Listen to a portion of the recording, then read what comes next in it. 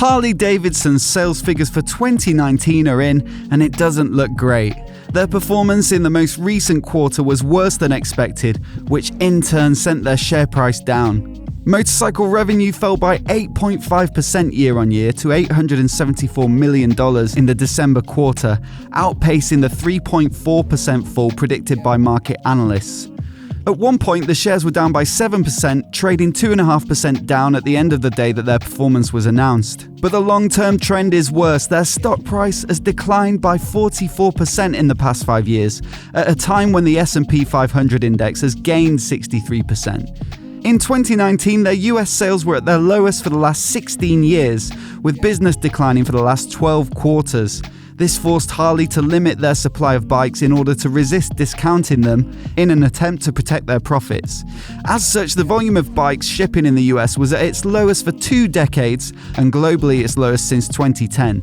Although sales of cruisers like the Softails and CVOs were up by 1.3%, and street and sportster bikes were also up by 0.8%, touring bikes represent nearly half of the bikes Harley sells, and their sales were down by the greatest margin of 2.1%. Now, I know that's a lot of numbers and stats, but ultimately, whichever way you look at it, it's not a happy picture.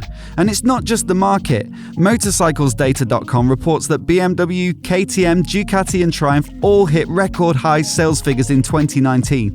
So why are Harley struggling? Some speculate that it's a generational image problem, with Harley focusing on the large capacity premium bikes that appeal to their existing customer base, whilst new and younger riders are looking for something smaller and cheaper. And Harley seemed to know that, announcing a whole bunch of changes to their lineup last year in a bid to reverse the slump in sales.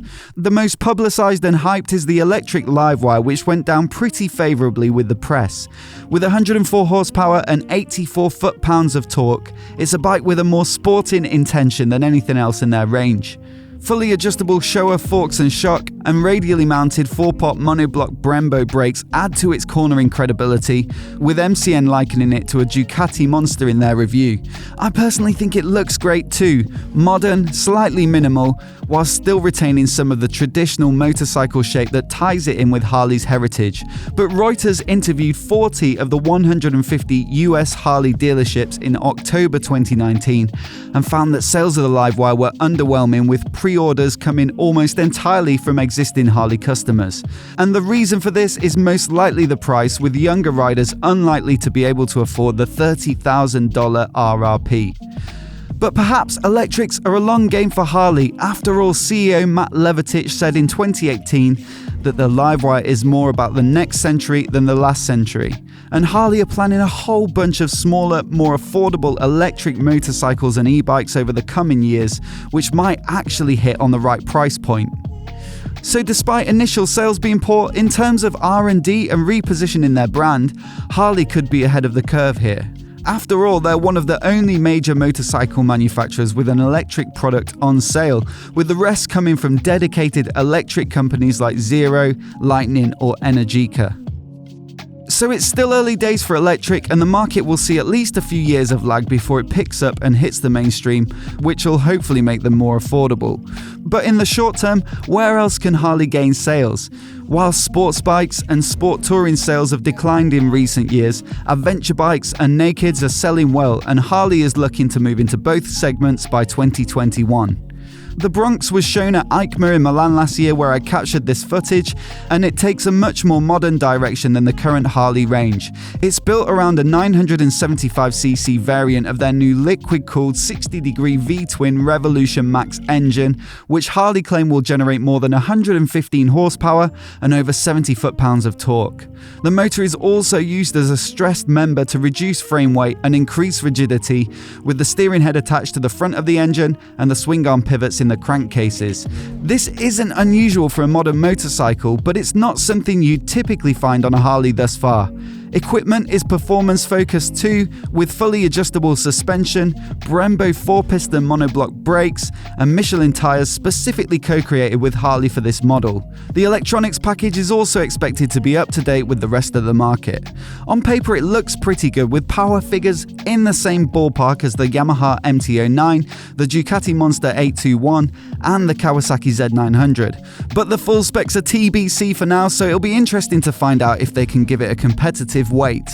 And ultimately, the price will be a critical factor when it comes to sales. In the UK, the MT-09 and Z900 cost just shy of £9,000 and the Monster just under 10. So around that mark would be nice, but there's speculation that it could be a few grand more. Let's hope they can keep it competitive. The same Revolution Max motor has also been planted into their upcoming adventure bike, the Pan America, albeit in a larger 1250cc capacity. This version is good for 145 horsepower and 94 foot-pounds of peak torque, which is roughly on a par with BMW's market-leading 1250 GS. That bike generates a touch less power at 134 horsepower and a touch more peak torque at 105 foot-pounds. Not only does the Pan America get the bespoke Michelin tyres, Brembo brakes and well-spec suspension like the Bronx, but adventure features like crash bars, grippy foot pegs, a bash guard, handguards, full luggage, a decent screen, peripheral lights and tubeless spoked wheels also feature. A large TFT display was also visible on the bike at EICMA. Its looks are divisive, especially the front end, but I like it, to be honest. It's distinctive rather than trying to mimic the existing crop of adventure bikes. In fact, MCN had a great quote from Brad Richards, Vice President of Styling and Design at Harley. One thing we noticed was that almost every competitor outside of KTM emulates BMW and their almost insectoid form factor. We realized no one had used the North American design DNA to make an adventure touring bike. No one had designed a two-wheel Jeep, and that was our ethos: let's make a two-wheel Jeep. Pricing on large capacity adventure bikes is a bit more premium than the nakeds. The 1250 GS, for example, starts at £13,845, with the top spec models up over 18 grand, so that's the benchmark. One bike we've heard a little less about is the 1250 Custom. The current air-cooled Sportsters are on borrowed time from an emissions perspective, so the Revolution Max will most likely make its way into a cruiser-style bike too. The 1250 Custom was briefly publicised when the Bronx and Pan America were first announced, but since then it's kept a low profile. But I love the styling on this bike, the tracker-style seat and high twin exhaust, matte gold finish on some of the engine components, and overall low-slung stance all look great to me. In fact, with the chunky tyre on the front, the silhouette has something of the Indian Scout bobber about it, and to me that's a good thing. Hopefully more details will materialise soon. But those are the three bikes based upon the Revolution Max that will hopefully diversify Harley's range into a wider customer base in the US and Europe. But Asia presents a huge opportunity for volumes of low-capacity bikes as well, and Harley are making moves to bring a 338cc parallel twin to the market. They're collaborating with Chinese manufacturer Shanjiang to produce a new model based loosely upon the existing Benelli 302S, also produced by Shanjiang. The new HD 338 is expected to launch in India before the end of 2020, but apparently won't be available outside of Asia. Harley aren't the only manufacturer taking this approach. Triumph recently announced a collaboration with Indian company Bajaj to build some mid-capacity bikes for the Asian market. So check out my full video on the story through the link in the description if you haven't seen it already. I'm interested to see how this plays out because on the one hand, the Harley brand is globally recognizable, and so in a way you can't blame them for trying to make the most of that, especially when sales are tough domestically. But on the other, the brand is as strong as it is because of the perceived premium quality of their bikes, so perhaps a small Chinese-built motorcycle will detract from that.